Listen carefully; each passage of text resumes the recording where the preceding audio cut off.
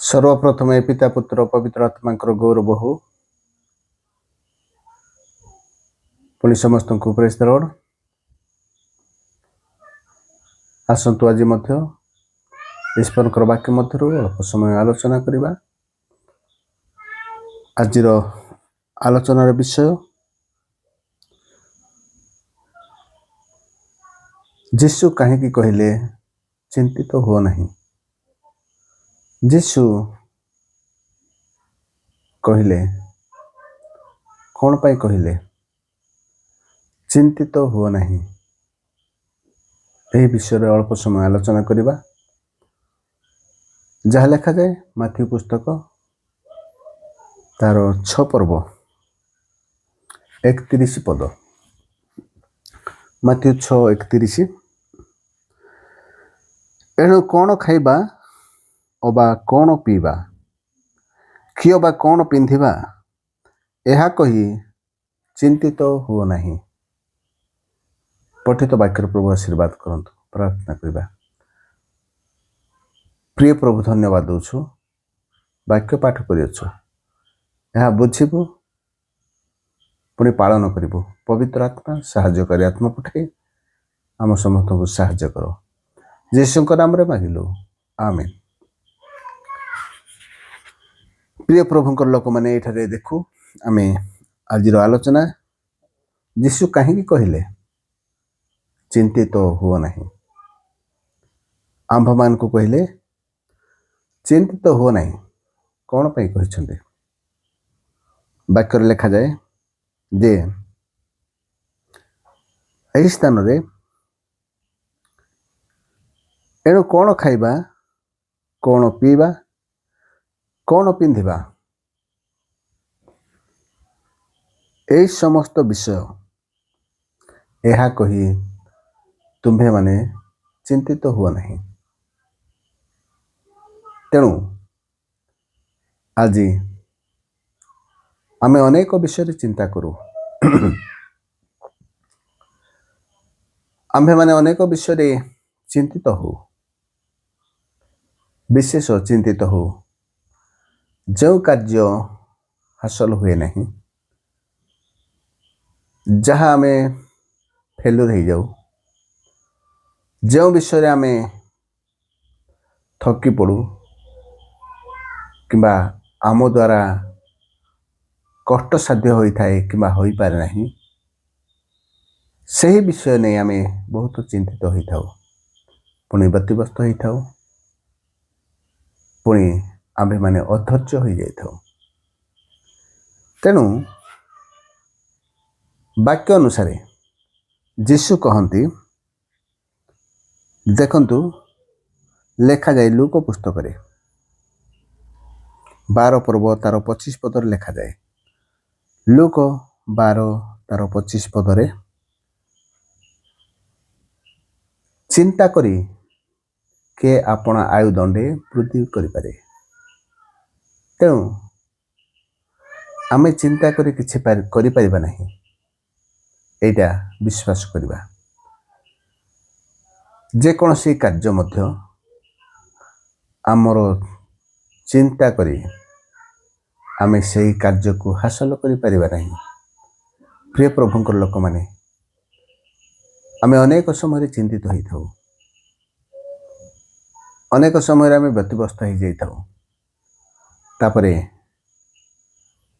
अनेक डॉक्टर मानकर मत मध्य अच्छी अधिक चिंता कले टेंशन हेले व्यतिव्यस्त मन मध्य आसिले आउ बीपी बढ़ी जाए शरीर रे रोग प्रवेश करे आउ से रोग मारात्मक हो जाए आउ जीवन मध्य घिनी जाई थाए।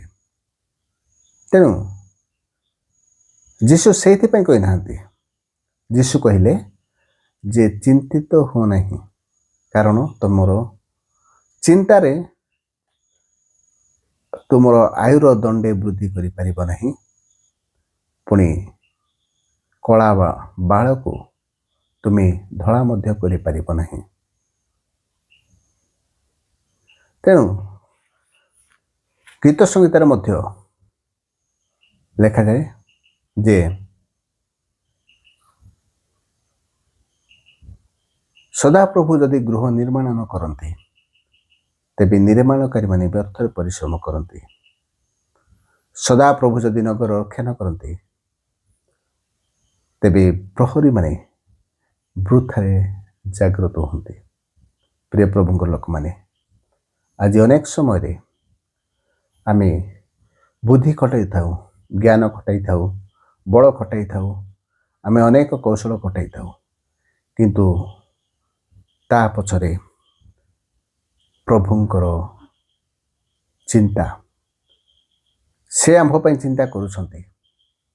ଆମେ ଯେତେ ଚିନ୍ତା କରୁଅଛୁ ଆମଠାରୁ ପ୍ରଭୁ ଅଧିକ ଚିନ୍ତା କରନ୍ତି ଆମ ପାଇଁ। ପ୍ରଭୁଙ୍କର ଗୌରବ ହଉ। ତେଣୁ ଆମେ ଯାହା ମାଗିବା, ଯାହା ଆବଶ୍ୟକ କରିବା, ତେବେ ଆମେ ଯଦି 32 ପଦରେ ଦେଖିବା, କାରଣ ବିଜାତିମାନେ ଏସବୁ ବିଷୟ ଖୋଜି ବୁଲନ୍ତି, ଆଉ ଏ ସମସ୍ତ ବିଷୟ ଯେ ତୁମ୍ଭମାନଙ୍କର ପ୍ରୟୋଜନ ତାହା ତୁମ୍ଭମାନଙ୍କର ସ୍ୱର୍ଗସ୍ଥ ପିତା ଜାଣନ୍ତି। ତେଣୁ ଆମେ ଦେଖୁଛୁ ଯେ ବିଜାତିମାନେ ଖୋଜି ବୁଲନ୍ତି, ଚିନ୍ତା କରି କରି ସେମାନେ ବ୍ୟତିବ୍ୟସ୍ତ ଜୀବନରେ ଖୋଜି ବୁଲନ୍ତି ସମସ୍ତ ବିଷୟ। ଆଉ ଏଠାରେ କହୁଛନ୍ତି ସେ ବିଜାତିମାନେ ଖୋଜନ୍ତି। ଯେଉଁ ସମୟରେ ଆମ୍ଭେମାନେ ପ୍ରଭୁକୁ ଜାଣିନଥିଲୁ ଆଉ ବିଜାତି ଥିଲୁ, ପ୍ରଭୁଙ୍କୁ ବିଶ୍ୱାସ କରିନଥିଲୁ, ଗ୍ରହଣ କରିନଥିଲୁ, ଆଉ ଯେତେ ପ୍ରଭୁଙ୍କୁ ବିଶ୍ୱାସ କରିଥିବା ଲୋକମାନେ, ଗ୍ରହଣ କରିଥିବା ଲୋକମାନେ ବାପ୍ତିସ୍ମ ନେଇ ପ୍ରଭୁଙ୍କର ପବିତ୍ର ବିଧିର ଅଂଶୀ ହେଇଥିବା ପ୍ରତ୍ୟେକଙ୍କୁ ପ୍ରଭୁ କହନ୍ତି, ତୁମେ ଚିନ୍ତିତ ହୁଅ ନାହିଁ, ତୁମର କ'ଣ ପ୍ରୟୋଜନ?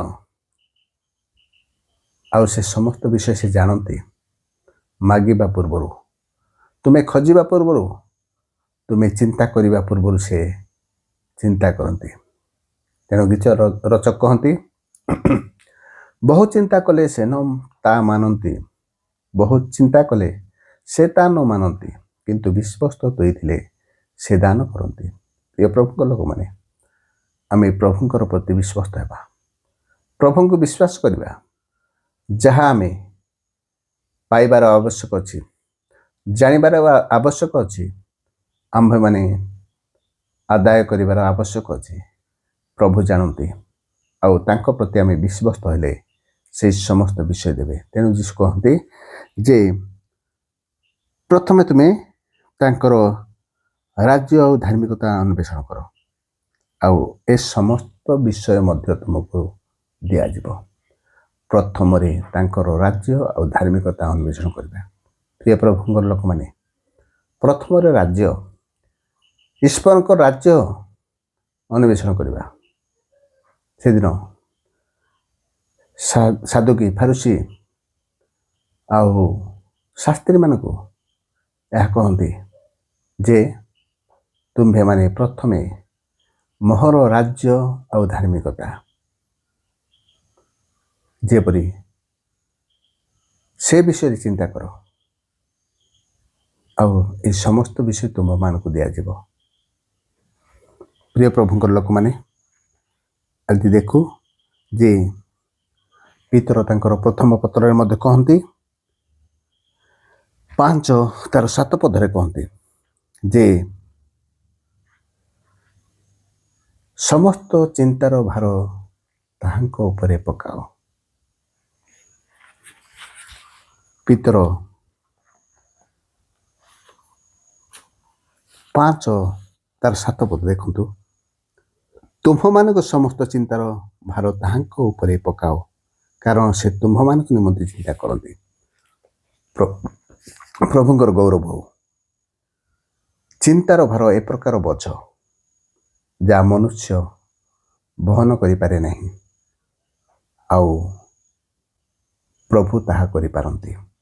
ତେଣୁ ପିତର ମଧ୍ୟ ପ୍ରଥମ ପତ୍ରରେ ଲେଖନ୍ତି ଯେ ସମସ୍ତ ଚିନ୍ତାର ଭାର ଅଛି, ବୋଝ ଅଛି। ଏଇ ସାଧାରଣ ଭାର ବା ବୋଝ, ଗୋଟିଏ ଓଜନକୁ ଆମେ ଅନେକ ବୁଦ୍ଧି ବଳରେ, ଆମ୍ଭମାନଙ୍କର ବଳ ଶକ୍ତି ଖଟାଇ ତାହା ଘୁଞ୍ଚାଇ ଦେଇପାରୁ, ସେଇ ଭାରକୁ ଅନ୍ୟ ସ୍ଥାନକୁ ସ୍ଥାନାନ୍ତର କରିଦେଇପାରୁ। କିନ୍ତୁ ଚିନ୍ତାର ଭାର, ଚିନ୍ତାର ଯେଉଁ ଓଜନ, ଚିନ୍ତାର ଯେଉଁ ଭାର, ତାହା ବହୁତ ଓଜନ। ଆମ୍ଭେମାନେ ତାହା ବହନ କରିପାରିବା ନାହିଁ। ଏଇଟା ପିତର ମଧ୍ୟ ଆମ୍ଭମାନଙ୍କୁ ତାଙ୍କର ପ୍ରଥମ ପତ୍ର କହନ୍ତି ଯେ ତାହାଙ୍କ ଉପରେ ପକାଅ, ସେ ସମ୍ଭାଳି ପାରିବେ, ସେ ବହିପାରିବେ ସେହି ବୋଝକୁ। ତେଣୁ ସମସ୍ତ ଚିନ୍ତାର ଭାର ଆମେ ତାହାଙ୍କ ଉପରେ ପକାଇବା। ପ୍ରିୟ ପ୍ରଭୁଙ୍କ ଲୋକମାନେ, ଆପଣ ଏବଂ ମୁଁ ଯାହା ବି କରିଛୁ ଆମେ ନିଜ ଚିନ୍ତାରେ କରିପାରିନାହୁଁ, ଆଉ ନିଜ ବଳରେ ଜ୍ଞାନରେ କରିପାରିନାହୁଁ। ପ୍ରଭୁ ଯଦି ତାହା କରିନାହାନ୍ତି ତାହା ବ୍ୟର୍ଥ। ପ୍ରଭୁ ଆମ୍ଭମାନଙ୍କୁ ଯଦି ବା ଦେଇଛନ୍ତି, କୌଣସି ବିଷୟ ଲାଭ କରିଛୁ, କୌଣସି ବିଷୟ ଉପାର୍ଜନ କରିଛୁ, କୌଣସି ବିଷୟରେ ଅଭିବୃଦ୍ଧି ହୋଇଛି, କୌଣସି ବିଷୟରେ ଆମର ଉନ୍ନତ ହୋଇଛି, ଯଦି ବା ହୋଇଛି ଆମ୍ଭମାନଙ୍କର ଚିନ୍ତାରେ ନୁହେଁ, ଆମ୍ଭମାନଙ୍କର ଯୋଜନା ଅନୁସାରେ ନୁହେଁ, ଚିନ୍ତାରେ ନୁହେଁ, କିନ୍ତୁ ପ୍ରଭୁ ଆମ ପାଇଁ ଚିନ୍ତା କରୁଛନ୍ତି ଆଉ ପ୍ରଭୁ ସାହାଯ୍ୟ କରୁଛନ୍ତି। ଆମେ କୌଣସି ପ୍ରକାରେ ଗର୍ବ ନ କରୁ, ନିଜ ଇଚ୍ଛାରେ, ନିଜ ବୁଦ୍ଧି ବଳରେ, ନିଜର ଚିନ୍ତାରେ ସମସ୍ତ ବିଷୟ ହେଉଛି, କିନ୍ତୁ ପ୍ରଭୁ ଆମ ପାଇଁ ଚିନ୍ତା କରନ୍ତି। ତେଣୁ ଆମେ ସେଇ ଚିନ୍ତାର ବୋଝକୁ ସମ୍ଭାଳି ପାରିବା ନାହିଁ ବୋଲି ଯୀଶୁ କହିଲେ। ତେବେ ଆମେ ଦେଖୁଛୁ ଯେ ଯୀଶୁ କାହିଁକି କହିଲେ ଚିନ୍ତିତ ହୁଅ ନାହିଁ? ଏଇଥିପାଇଁ କହିଲେ ଆମେ ସେ ଚିନ୍ତାର ଭାରକୁ ବହନ କରିପାରିବା ନାହିଁ, ସେ ବହନ କରିପାରିବେ। ତେଣୁ ତାଙ୍କ ଉପରେ ଆମେ ଦେବା। ତେଣୁ ପ୍ରେରିତ ପାଉଲ ମଧ୍ୟ କହନ୍ତି ଫିଲିପିଓ ମଣ୍ଡଳୀକୁ, ଦେଖନ୍ତୁ ଫିଲିପିଓ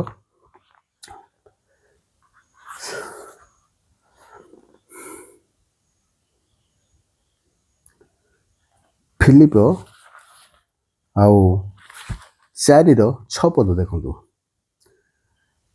କୌଣସି ବିଷୟରେ ଚିନ୍ତିତ ହୁଅ ନାହିଁ, କିନ୍ତୁ ସମସ୍ତ ବିଷୟରେ ପ୍ରାର୍ଥନା ଓ ବିନତି ଦ୍ୱାରା ଧନ୍ୟବାଦ ସହ ତୁମ୍ଭମାନଙ୍କର ବିବେଚନା ସବୁ ଈଶ୍ୱରଙ୍କ ନିକଟରେ ଜଣାଅ। ପ୍ରେରିତ ପାଉଲ ମଧ୍ୟ ଜାଣନ୍ତି ଯେ ଆମ୍ଭେମାନେ ଚିନ୍ତା କରି କିଛି କରିପାରିବା ନାହିଁ।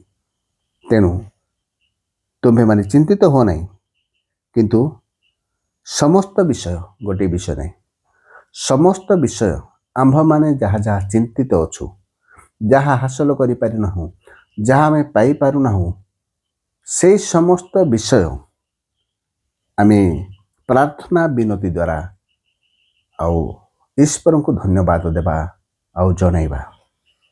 ସେ କହନ୍ତି ଈଶ୍ୱରଙ୍କ ନିକଟରେ ଜଣାଇବା। ସେ ଚିନ୍ତା କରିବେ, ସେ ଆମ ପାଇଁ ଚିନ୍ତା କରୁଛନ୍ତି।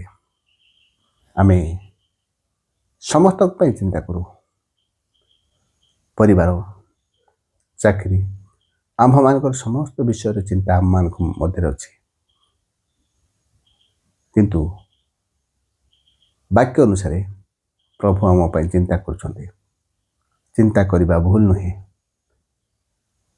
କିନ୍ତୁ ପ୍ରଭୁଙ୍କଠାରେ ସମର୍ପଣ କରିବା ଆଉ ପ୍ରଭୁଙ୍କ ନିକଟରେ ସମର୍ପଣ କରିବା, ପ୍ରାର୍ଥନା ଓ ନିବେଦନରେ ତାହାଙ୍କୁ ଜଣାଇବା। ସେ ଚିନ୍ତାର ଭାର ବହନ କରିବା ପାଇଁ ସମର୍ଥ।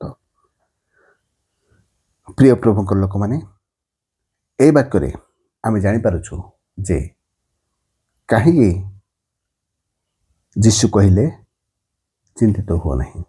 ଏଇଥିପାଇଁ ଯେ ଚିନ୍ତାର ବୋଝ, ଭାର, ଓଜନ ଆମ୍ଭେମାନେ ବହିପାରିବା ନାହିଁ, ଆମର ସାମର୍ଥ୍ୟ ନାହିଁ। ଆଉ ପ୍ରଭୁ କେବଳ ସେହି ବୋଝକୁ ବହିବା ପାଇଁ ଆଉ ଆମ୍ଭମାନଙ୍କୁ ନିମନ୍ତେ ଚିନ୍ତା କରିବା ପାଇଁ ପ୍ରସ୍ତୁତ ଅଛନ୍ତି। ତାଙ୍କ ଉପରେ ଥୋଇବା। ଆମେ ଚିନ୍ତାର ବୋଝ ବହି ବ୍ୟତିବ୍ୟସ୍ତ ହୋଇ, ଆମ୍ଭେମାନେ ବିଚଳିତ ହୋଇ, ନିରାଶ ହତାଶ ଜୀବନ ଆମ୍ଭେମାନେ ବିତାଇ ଆଉ ଆମ୍ଭମାନଙ୍କର ଜୀବନକୁ ନଷ୍ଟ କରିବା ନାହିଁ। ପ୍ରଭୁ ଆମ୍ଭମାନଙ୍କର ପ୍ରୟୋଜନ ଜାଣନ୍ତି। ଆମେ ଯାହା ଚିନ୍ତା କରୁଛୁ ସେ ମଧ୍ୟ ଆମ ପାଇଁ ଆମଠାରୁ ଅଧିକ ଚିନ୍ତା କରୁଛନ୍ତି। ଆଉ ଆମ ପାଇଁ ସେ ଚିନ୍ତା କରି ପ୍ରୟୋଜନ ବିଷୟ ଯୋଗାଉଛନ୍ତି। ଆପଣଙ୍କୁ ମୋତେ ପ୍ରଭୁ ଆଶୀର୍ବାଦ କରନ୍ତୁ ଏଇ ଦିନମାନଙ୍କରେ, ଯେ ଆମ୍ଭେମାନେ ଏଇ ବାକ୍ୟ ଅନୁସାରେ ଆମେ ଯାହା ଆମ୍ଭମାନଙ୍କର ଚିନ୍ତା ଅଛି, ଯେଉଁ ବିଷୟରେ ଆମେ ଚିନ୍ତିତ ହୋଇ ବ୍ୟତିବ୍ୟସ୍ତ ହେଉଛୁ, ଆଉ ସେଇ ବିଷୟ ପ୍ରଭୁଙ୍କଠାରେ ସମର୍ପଣ କରିବା ପ୍ରାର୍ଥନା ଓ ନିବେଦନରେ, ଆଉ ଚିନ୍ତାର ଭାର ତାହାଙ୍କ ଉପରେ ପକାଇବା। ସେ ଆମ୍ଭ ପାଇଁ ଚିନ୍ତା କରୁଅଛନ୍ତି। ପ୍ରଭୁ ଆପଣଙ୍କୁ ମୋତେ ଏହି ଚିନ୍ତାର ଭାରରୁ ମୁକ୍ତ କରନ୍ତୁ, ଆଉ ପ୍ରଭୁଙ୍କଠାରେ ସମର୍ପଣ କରିବା ପାଇଁ ସାହାଯ୍ୟ କରନ୍ତୁ। ଏହି ଜଗତରେ ଆମ୍ଭେମାନେ ପ୍ରଭୁଙ୍କ ଉପରେ ଭରସା ରଖି, ପ୍ରଭୁଙ୍କଠାରେ ବିଶ୍ୱାସ ରଖି, ଆଉ ଆମେମାନେ ଆଗକୁ ବଢ଼ିବା, ପୁଣି ସ୍ୱର୍ଗର ପ୍ରଜା ହୋଇ ଆମେ ସମସ୍ତେ ସ୍ୱର୍ଗ ରାଜ୍ୟରେ ପ୍ରବେଶ କରିବା। ପ୍ରଭୁ ଆମ ସମସ୍ତଙ୍କୁ ଏ ବାକ୍ୟ ଦେଇ ଆଶୀର୍ବାଦ କରନ୍ତୁ। ପୁଣି ଆମ୍ଭମାନଙ୍କୁ ଚିନ୍ତା ଯଦି ଅଛି, ପ୍ରଭୁଙ୍କ ନିକଟରେ ସମର୍ପଣ କରି ଜୀବନ କାଟିବା ପାଇଁ ଆଶୀର୍ବାଦ କରନ୍ତୁ। ଆମେନ୍।